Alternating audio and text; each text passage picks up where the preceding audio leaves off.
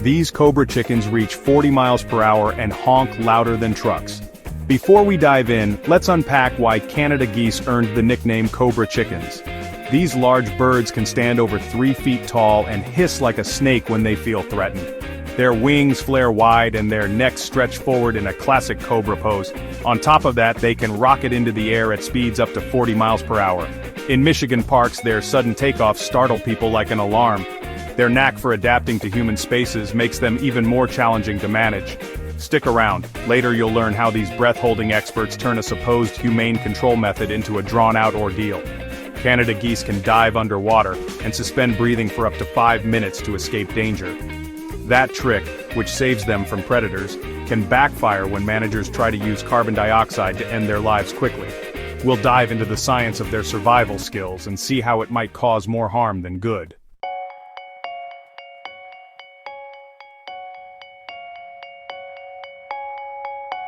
First, the droppings problem. A single adult goose can leave nearly 2 pounds of droppings on lawns, sidewalks, and boat ramps every day. When flocks gather at parks, they can cover large areas in a slippery mess that makes walking paths unsafe, especially after rain washes droppings into puddles. Joggers and families often find their favorite spots unusable as crews rush to hose down benches and trails. Cleanup teams on busy shorelines spend hours each morning scrubbing docks and beach boards just to reopen swimming areas. In some waterfront parks, cleanup expenses exceed thousands of dollars per season.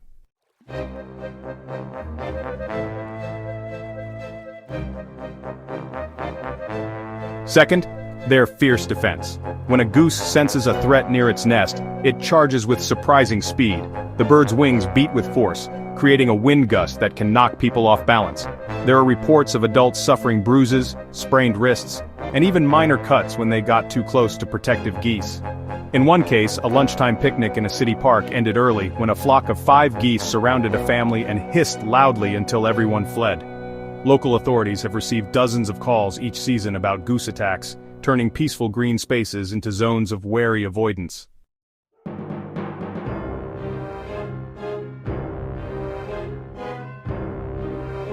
Third, health risks from contaminated water. Goose droppings are not just a messy nuisance, they carry E. coli bacteria that can spike levels in lakes and rivers. When rain washes droppings into swimming areas, health officials may close beaches to protect public safety. In Michigan's busiest waterfront parks, closures rose by 40% over the last 5 years, disappointing swimmers and local businesses.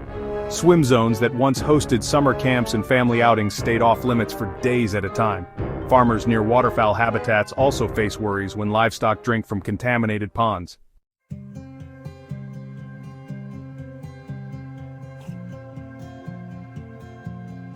Here's the twist. These Cobra chickens are born survivors. Canada geese can live up to 25 years in the wild, far longer than most birds. Even more remarkable, they have an unerring homing instinct. Relocated individuals often return to the same nesting grounds within weeks, guided by landmarks, the sun's position, and Earth's magnetic field. When managers tried moving geese hundreds of miles away, over 80% made the journey back, rendering the effort a costly loop with no lasting results.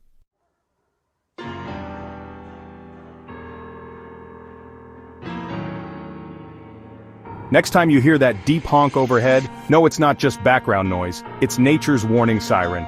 Those loud calls signal a fierce protector ready to defend its young and its territory.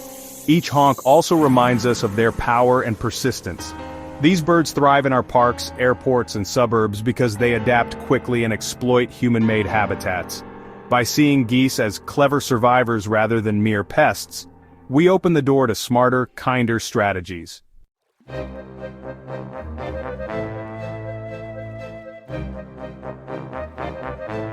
Coming up, we'll find out why simply moving geese away never stops them from coming home. We'll dive into the story of costly relocation programs and why managers in Michigan have now shifted to new tactics. In the next chapter, you'll hear how decisions based on survival science led to pilot tests of carbon dioxide chambers and why those trials sparked sharp debate among wildlife experts and advocates. Stay tuned to learn what happened and what options lie ahead.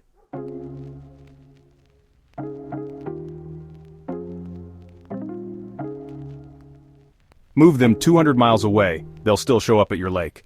The Michigan Department of Natural Resources once spent thousands to move nuisance geese far from crowded lake shores, only to watch them march right back home.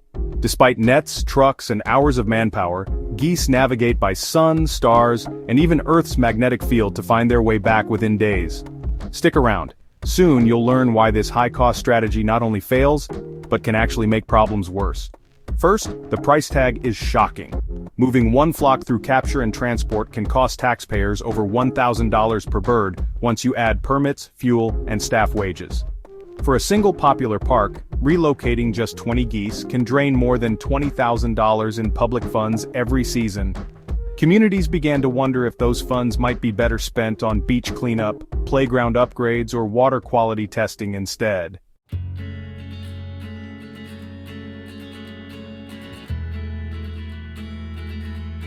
In one lakeside township, officials moved 60 high-traffic geese 3 times each, spending over $60,000, only to see the same birds return by the next weekend.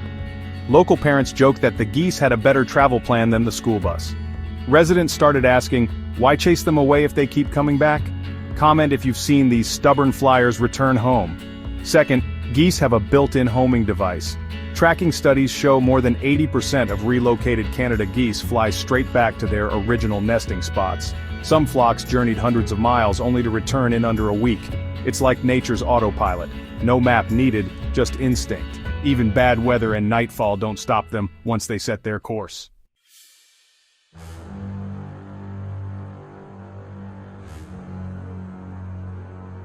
In one case, biologists released geese in a wildlife refuge 200 miles away. Less than 5 days later, the very same flocks waddled back along the shore where they were first caught. Scientists call this site fidelity, but to many it feels like a boomerang. Geese follow landmarks, shoreline shapes, and even familiar trees to home in on their exact birthplace. Third, relocation carries hidden health risks. Canada geese can carry highly pathogenic avian influenza, HPAI, without showing any illness, and moving flocks can spread that virus to new areas. When relocated birds mix with local waterfowl, they can spark fresh outbreaks. Farms, wildlife centers, and backyard birdwatchers all face higher risks when infected geese intermingle with healthy flocks.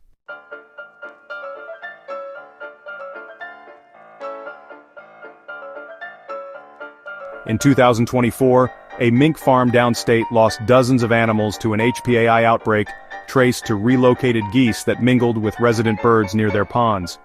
The farm's owner, Mr. Jensen, said he never imagined a relocation solution could bring problems to his doorstep. Suddenly, moving geese felt less like help, and more like handing off a hidden hazard. Here's the twist: despite all that effort and expense, over 80% of relocated geese boomerang back to the exact spot where they were trapped, often within days. What began as a humane and high-cost solution becomes a costly, endless game of goose chase. Tax dollars pour into trucks and nets while geese follow their unbreakable homing instinct right back. This loop traps both geese and communities in a cycle of capture, transport, and return. Tax dollars vanish on repeated moves. Local habitats suffer as beaches close for cleanup. Farms face disease outbreaks, and residents lose trust in wildlife managers. Relocation turns a wildlife problem into a public funds problem without lasting relief.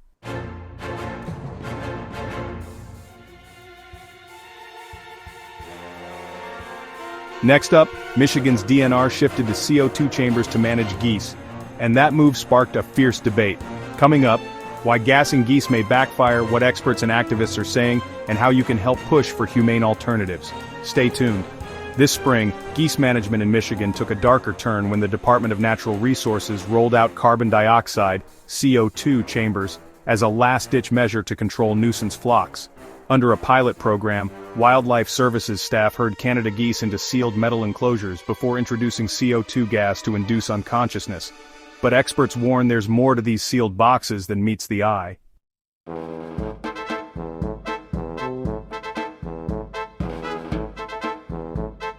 Animal welfare groups have decried panic-driven stampedes in these chambers, citing footage of anxious geese flapping frantically and crowding one another in fear. Critics argue that the very design meant to humanely end lives instead sparks chaos, as birds thrash and collide in tight quarters, risking broken feathers and injured limbs during what should be a swift process. At the same time, Canada geese boast extraordinary breath-holding feats that may undermine chamber effectiveness. These birds can dive and stay submerged for up to 5 minutes thanks to specialized muscles that divert oxygen to vital organs. When CO2 levels rise slowly, geese may simply hold their breath, delaying unconsciousness and prolonging distress.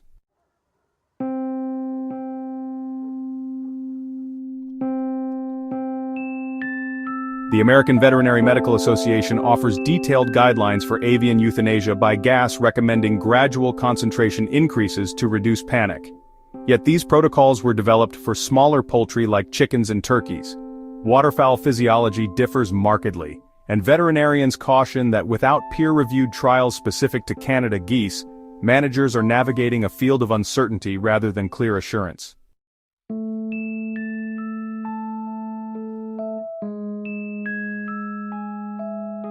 Here's the twist. Survival traits that make geese masters of lakeside living can turn carbon dioxide from a quick fix into a prolonged ordeal.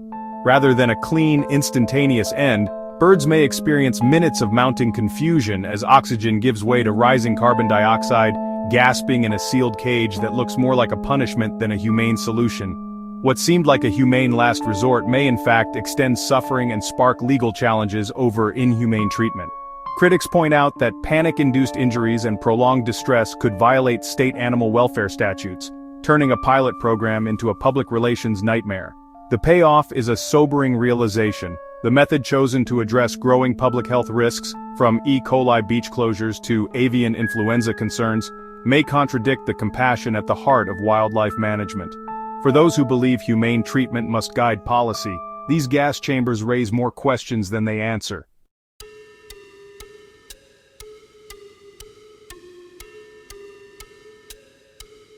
Each nest spawns 5 to 7 goslings. Destroy eggs to halt hundreds more. Before a single gosling hatches, Michigan's Department of Natural Resources moves in to stop nests. Each spring, DNR crews walk shorelines and locate Canada goose nests, hidden in grass and reeds. Technicians document nest locations and log GPS coordinates to track treatment results. The plan is to remove or oil eggs before embryos develop. This early step aims to curb population growth at the source and save taxpayer money on expensive cleanup and relocation. By focusing on eggs, managers hope to avoid larger-scale culling and high-cost methods later. Local volunteers from the Nest Watch program also help monitor site activity and ensure no nests are missed. You'll soon see why leaving nests alone can flood parks, close beaches, and overwhelm cleanup crews. One barren nest now can save hundreds of future headaches. The simple act of interrupting one life cycle may protect our parks, lakes, and neighborhoods in the months ahead. For city residents who use these spaces daily, it can mean the difference between a clean picnic and a muddy minefield.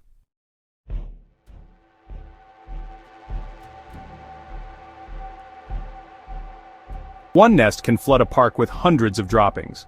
A healthy Canada goose lays 5 to 7 eggs each season, each hatching into a gosling that grows quickly. After goslings hatch and mature, they follow their parents to water and land. Together, a family of geese can leave up to 100 pounds of waste in a single season at a busy park. That mess soils lawns, paths, and picnic areas and forces maintenance crews to work extra hours. In one case, Riverside Park crews removed eggs from 25 nests over 2 days, averting over 1,500 pounds of waste by midsummer. Beach closures due to E. coli have become routine. Goose droppings carry E. coli bacteria that wash into swimming areas after rain, prompting health warnings and shutdowns. In some popular Lake Michigan beaches, water tests now force closures for up to 10 days each summer season. Local resident Maria Lopez recalls, "It felt like losing a part of our summer traditions when the beach was off limits for a week." Health officials warn that contact with contaminated water can cause stomach illness and skin infections, which could be avoided by halting droppings at the nest stage.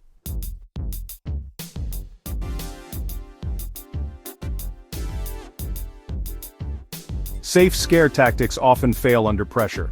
Early season tricks like noisemakers, propane cannons blasting 120 decibels, and inflatable predator silhouettes may scatter flocks initially. But geese quickly learn these threats are harmless. At Hamilton Pond, deterrents worked for just 48 hours before flocks returned in full force. Habitat changes like planting native grasses and shrubs create natural buffers, but they only help if done before nesting begins. Once eggs are laid, geese stay put, making scare tactics far less effective and leaving communities to face the same mess again. Across Michigan, community groups are stepping in. In Grand Rapids, the Wings of Compassion nonprofit trains volunteers to spot nests and report them to the DNR. These citizen scientists track nest survival and share data online, helping managers plan egg treatment before flocks arrive. Their grassroots work supports DNR staff and raises public awareness about humane population control. Volunteers describe their role as protecting our parks and geese at the same time.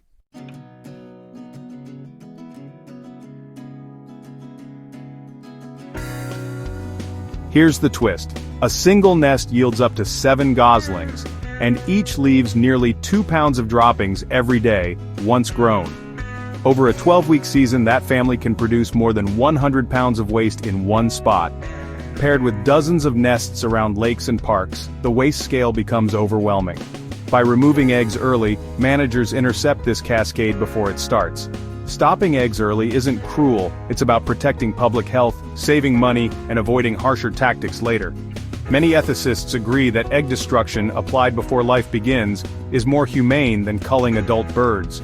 This approach aligns with international best practices for humane waterfowl control. It keeps parks clean, beaches open, and people safe without resorting to gas chambers or large-scale removals. The DNR emphasizes that egg treatment is non-lethal to adult geese and focuses on preventing future generations. But these aren't just pests, they're partners for life. Canada Geese mate for life and share parenting duties, forging bonds that rival human couples. When we respect their natural cycle while protecting our shared spaces, we find true balance between wildlife welfare and public health. Comment if you'd stop a nest before it starts, and join the conversation on humane coexistence. Next up, the deep bonds between goose pairs and the activism that follows.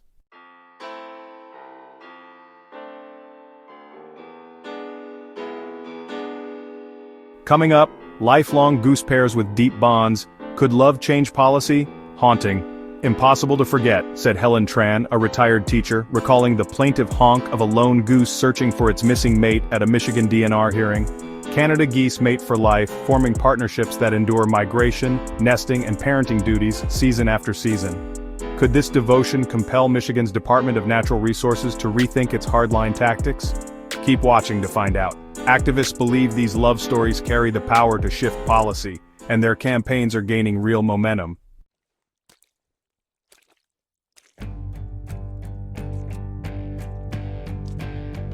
Grassroots groups across the state are harnessing these emotional bonds for advocacy. In Grand Rapids, Wings of Compassion volunteers filmed pairs circling empty nests after one bird was removed during egg destruction. They wove that footage into a viral montage under the hashtag #GooseLove, showing devoted geese returning to barren nesting sites and honking in evident distress. Engagement metrics spiked over 300% whenever the clips dropped, proving that emotional storytelling can drive public action and media coverage. Public outcry has intensified with each permit for CO2 euthanasia. Town halls and small communities regularly overflow as residents chant "Geese are family," and press DNR officials for non-lethal alternatives.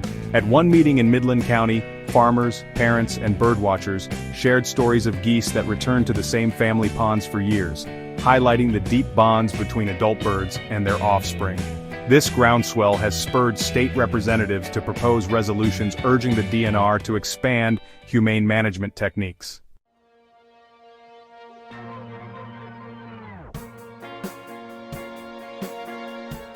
Yet the DNR remains focused on health and safety. Officials cite recurring beach closures from E. coli contamination and the risk of avian influenza spreading when large flocks gather near public areas. But as debate heats up, critics argue that closing the door on dialogue and relying solely on lethal methods overlooks the ethical implications of severing lifelong partnerships. Scientific research now underpins the emotional case. A peer-reviewed University of Michigan study found that widowed geese call and search nesting sites for up to 5 days after mate loss, mirroring human grief rituals. Ethicists note that acknowledging this depth of feeling challenges us to see geese as sentient beings rather than mere pests. The most surprising twist? This recognition is already influencing policy. After months of advocacy, the DNR announced a temporary pause on new CO2 euthanasia permits in several pilot counties, choosing instead to expand habitat modification projects that prioritize deterrence and egg treatment over lethal methods. They're collaborating with nonprofit partners to install native plant buffers and sound-based deterrents, aiming to balance goose welfare with public safety.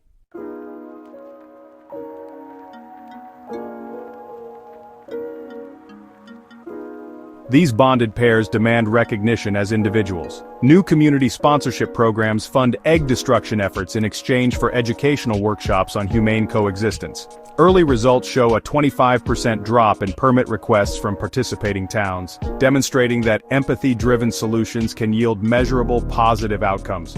Every honk you hear overhead is more than a warning. It's a call for connection.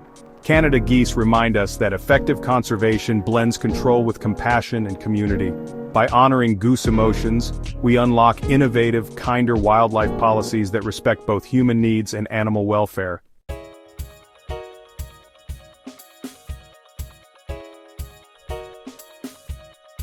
Five DIY tricks, from inflatables to lasers to repel goose droppings. You don't need permits from the Michigan Department of Natural Resources to protect your lawn. Just a few clever DIY tricks you can set up this weekend. These methods are low-cost, non-toxic, and respect our feathered neighbors while keeping geese away for good. Brace yourself. You're about to discover a hack so unexpected it might just become your go-to goose repellent.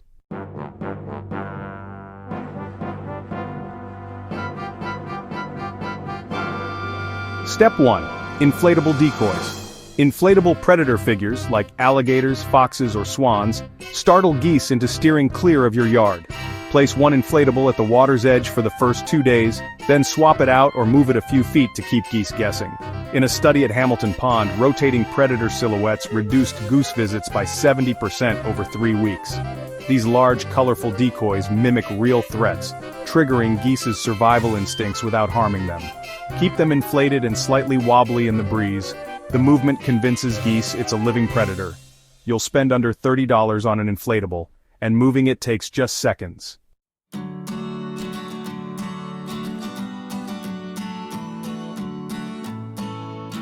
Step 2. Safe scare tactics with ultrasonic devices.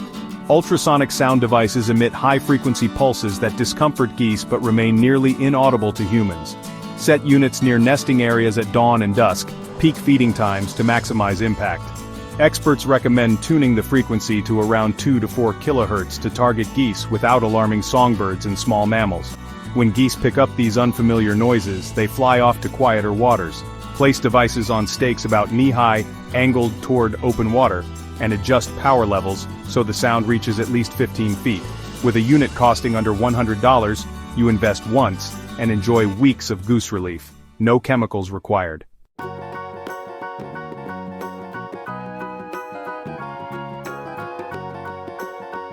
Step 3.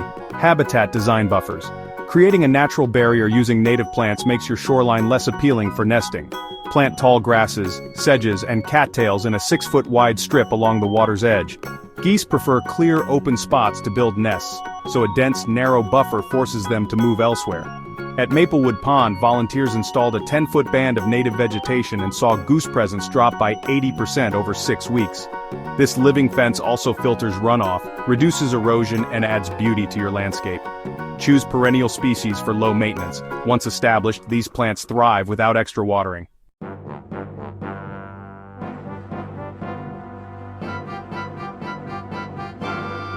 Surprise hack Step 4. Laser pointer trick. Here's the twist. A simple red laser pointer can send geese packing. Homeowners in Traverse City reported that shining a handheld red laser beam at the water's surface at dawn and dusk made geese back away as if a predator lurked. Because geese see the bright dot moving unpredictably, they associate it with danger and avoid the area. Use a small $10 laser pointer, no special training needed. Wave it slowly over the water for just 5 minutes each session. This instinct-driven hack combines novelty, low cost, and no harm, making it a community favorite shared on local social media groups.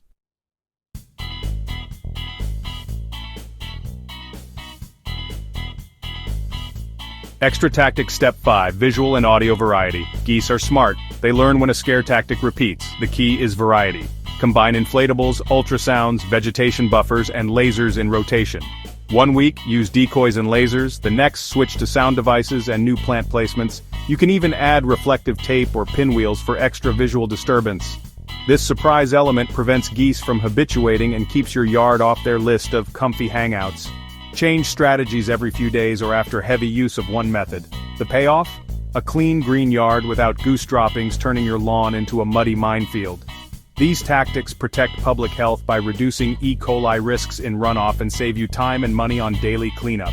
You'll enjoy family picnics, morning jogs, and waterfront views without skirting goose mess. Try hack number 3 tonight and let us know below. Comment with the step you're most excited to test, share your own Goose Guardian wins, and subscribe to join our community of humane wildlife champions.